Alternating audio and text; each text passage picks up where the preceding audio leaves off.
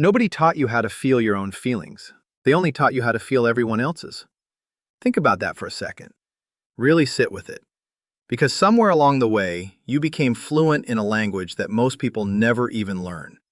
You can walk into a room and feel the tension before a single word is spoken. You can hear the sadness underneath someone's laugh.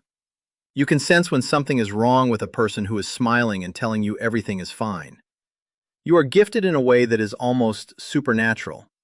And yet here you are, exhausted, depleted, quietly wondering why, after giving so much of yourself to everyone around you, you still feel so profoundly alone. That is not a coincidence. That is a pattern. And today we are going to talk about where it actually came from, because it did not come from nowhere. It came from somewhere very specific, very early, and very formative. And understanding that, truly understanding it, might be the most important thing you do for yourself this year. Let's go back. Not to a dramatic moment, because for many of you, there was no single dramatic moment. That is actually part of what makes this so hard to name. Emotional neglect is not something that happened to you. It is something that did not happen. It is the absence of something you needed.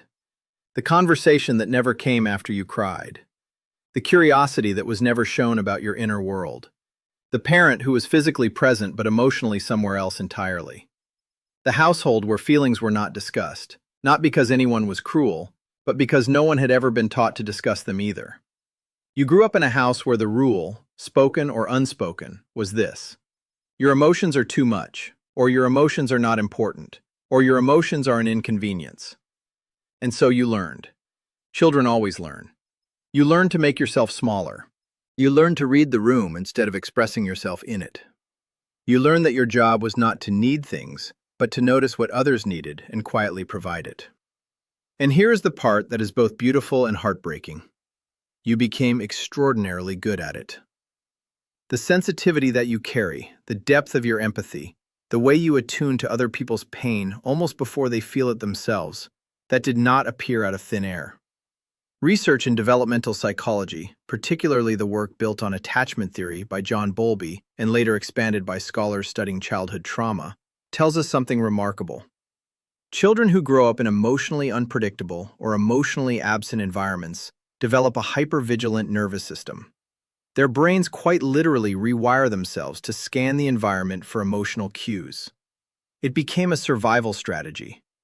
If you could sense when a parent was in a bad mood before they walked in the door, you could adjust. You could become quieter, more helpful, more invisible. You could prevent the storm, or at least brace for it. What felt like protection then became your personality now. And I want to pause here and say something to you that you may have needed to hear for a very long time. You are not too sensitive. You never were. What you are is someone whose sensitivity was weaponized by circumstance, shaped by necessity, and then never given permission to also turn inward. You learned to feel everyone else, but no one taught you that your own feelings deserved the same quality of attention. No one sat with you the way you sit with others. No one asked you what you needed the way you ask others. And somewhere in the silence of all that, you started to believe that maybe you were not the kind of person who got to need things. That belief is still running your life. And it is costing you everything. Let me paint a picture that might feel uncomfortably familiar. You are in a friendship, maybe a romantic relationship, maybe a dynamic at work, and there is a person in that dynamic who takes more than they give. Not maliciously maybe, not always, but consistently. They call when they are struggling, you answer. They need support, you provide it. They are going through something. You drop what you are doing and show up, fully, completely, without hesitation. And when things are good for them, they are comfortable. They are fine. They do not necessarily check in on you. They do not notice that you have been going through something too. And when you do try, carefully, quietly, to express a need or a hurt or a struggle, the conversation somehow ends up being about them again. And you let it, because somewhere inside you, you believe that is just how it goes for you. You are the giver. That is your role. That is your worth. But here is what is really happening underneath that dynamic. You are not just being generous. You are reenacting something. You are in a familiar emotional arrangement where your needs are secondary, where your feelings are less important, where the way you earn love and safety and belonging is through your usefulness to someone else. It feels like home, not because it is healthy, but because it is familiar. And the nervous system cannot always tell the difference between those two things. This is one of the most important psychological truths about empaths who experienced emotional neglect, and it is one that most people never fully examine. Familiarity masquerades as compatibility. You are not drawn to these relationships because you are weak or foolish. You are drawn to them because they activate a neural blueprint that was laid down in childhood. The emotional terrain of a relationship where you give everything and receive little feels recognizable to your nervous system in a way that can actually feel like love, even when it is not. Even when it is the very opposite of love. And the people who try to give you what you actually need, the ones who are consistent, who show up, who ask about you, who are genuinely interested in your inner world, sometimes they make you nervous. Sometimes they feel like too much or too intense, or you find yourself waiting for the catch. Because unconditional emotional availability is not something you have a template for. You know how to receive love that you have to earn. You do not quite know what to do with love that is just offered freely. That asymmetry is not a flaw in your character. It is a wound in your history. Now, I want to talk about the overthinking, because if you are an empath who grew up with emotional neglect, the overthinking is almost certainly there too, and it is almost certainly relentless. You replay conversations, you analyze tone, you wonder if you said something wrong, if someone is upset with you, if you came across in a way you did not intend. You spend enormous mental energy anticipating how people might feel, what they might need, whether you have disappointed them or hurt them without realizing it. And when something feels off in a relationship, you do not simply notice and move on. You run it through your mind on a loop, looking for the thing you did wrong, the way it is your fault, the way you can fix it. Here is the psychological root of that. When you are a child whose emotional needs are not consistently met, you develop what researchers call an anxious or hyperactivated attachment system. Your nervous system learns that connection is uncertain, that it can disappear, that it must be constantly maintained through vigilance and effort. The overthinking is not anxiety for the sake of anxiety. It is your nervous system doing the job it was trained to do, scanning for threat, scanning for the moment where you will lose the connection, trying to get ahead of it before it happens. The exhausting part is that this system does not turn off just because you are now an adult and the original danger is gone. It keeps running. It keeps watching. It keeps trying to prevent a loss that happened so long ago, you may not even consciously remember what it felt like. And here is something else. Because you were not given a model for how to healthily express your own emotional needs, because every time you had a feeling as a child, it was either ignored or minimized or made into a problem, you learned to process your emotions through other people. You feel something, and your instinct is not to sit with it, not to name it and give it space. Your instinct is to go do something helpful for someone else, to check in on a friend, to fix something for a family member, to make yourself useful. Helping others is not just generosity for you. It is also, and I say this with tremendous compassion, a form of avoidance. It is a way of not having to sit with your own feelings, because sitting with your own feelings was never safe. That is a profound thing to take in, so take a moment with it. The helping, the giving, the always being there, it is genuinely beautiful. And it is also, partially, a coping mechanism that developed because your own emotional world was not a safe place to be. I want to talk about boundaries now, or more accurately, the reason you struggle with them. Because if you are nodding along to anything I have said, you probably also have a very complicated relationship with the word no. Saying no feels like a moral failing to you.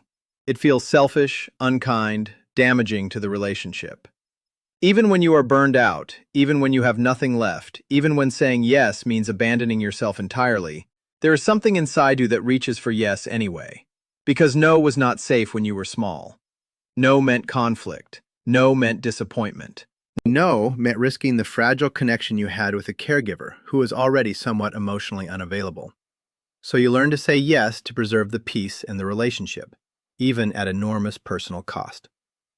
That pattern followed you here, into your adult relationships, your friendships, your workplace, your family of origin. You say yes when you mean no.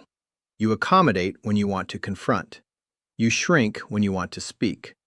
And then you feel resentful, not usually outwardly, because expressing resentment feels dangerous too, but quietly, internally.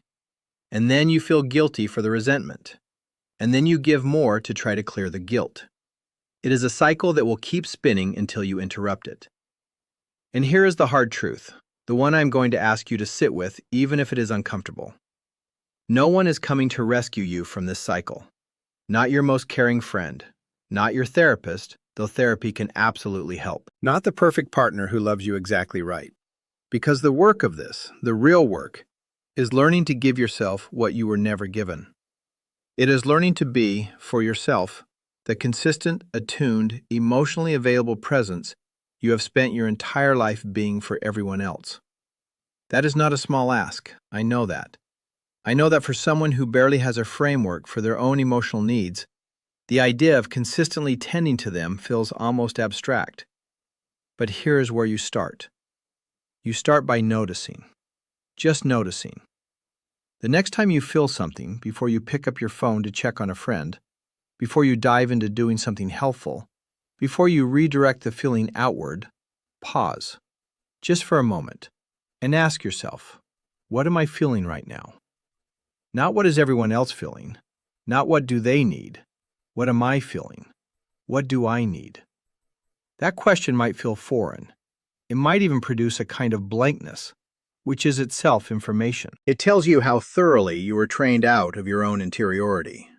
But keep asking it, because slowly, the way a path opens up through a field the more you walk it, you will start to find your way back to yourself. There is a concept in psychology called earned secure attachment. It describes what happens when someone who had an insecure or anxious attachment in childhood does the work, in relationships, in therapy, in self-awareness, to develop a secure relationship with themselves and with others. It is called earned because it requires effort in a way that a person who is securely attached from birth does not need to expend. But here is what the research shows. It is entirely possible. People do it. The brain is plastic, particularly in the context of new relational experiences. You can, quite literally, build new neural pathways for receiving love, for tolerating care, for trusting connection without constantly bracing for its loss. You are not permanently damaged. You are patterned. And patterns can change. But, and I mean this gently and firmly, they only change when you stop pouring everything into everyone else and start redirecting some of that extraordinary capacity for empathy and attunement back to yourself. The people you give to so freely, the ones you exhaust yourself for, they are not more deserving of your tenderness than you are. You are not a supporting character in your own life. You are the main one, and it is past time you started treating yourself accordingly. I want to speak for a moment to the guilt you will feel when you start to do this, because it will come. The moment you begin to put yourself first, even in small ways, even in deeply reasonable ways, there will be a voice inside you that says you are being selfish. There will be relationships in your life that become destabilized when you start having needs, when you start saying no, when you stop performing endless emotional labor without acknowledgement. Some people, and I want you to hear this clearly, some people in your life are going to struggle with your growth. Not because they are evil, but because the dynamic you had with them was calibrated to a version of you that did not have boundaries. And a version of you that does have them changes the arrangement. It requires them to adjust, and not everyone will be willing to. The people who are meant to be in your life will adjust. The relationships built on genuine mutual care will survive you becoming more whole. What will not survive is the one-sided dynamic where you were always the giver and they were always the recipient. And if a relationship cannot survive you having needs, then that is not a relationship that was ever really safe for you. You deserve safe. You deserve the kind of love that does not require you to disappear into it. You deserve friendships where you are asked about, where your bad days are noticed, where your inner world is treated as interesting and worth exploring. You deserve a relationship with yourself that is as generous and patient and curious as the relationship you have given to others for your entire life. And here is the beautiful, strange truth about empaths who do this work. When you stop hemorrhaging your emotional energy into every person and situation around you, when you start holding some of it for yourself, the empathy does not diminish. It actually deepens. Because for the first time, you are feeling from a full place rather than an empty one. You are giving from abundance rather than depletion.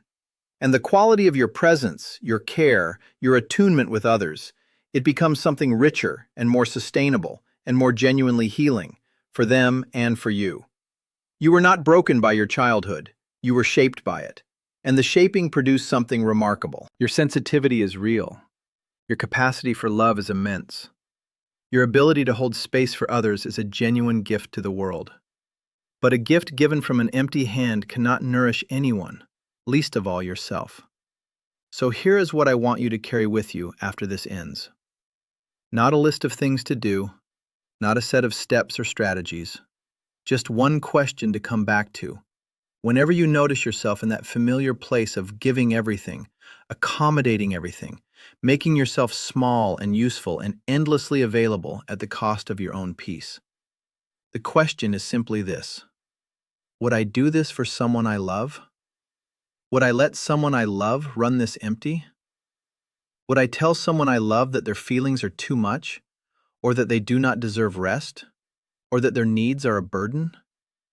Would I ask someone I love to keep showing up for people who do not show up for them? If the answer is no, and it is, then you already know what you need to do. You just have to finally decide that you are someone worth doing it for.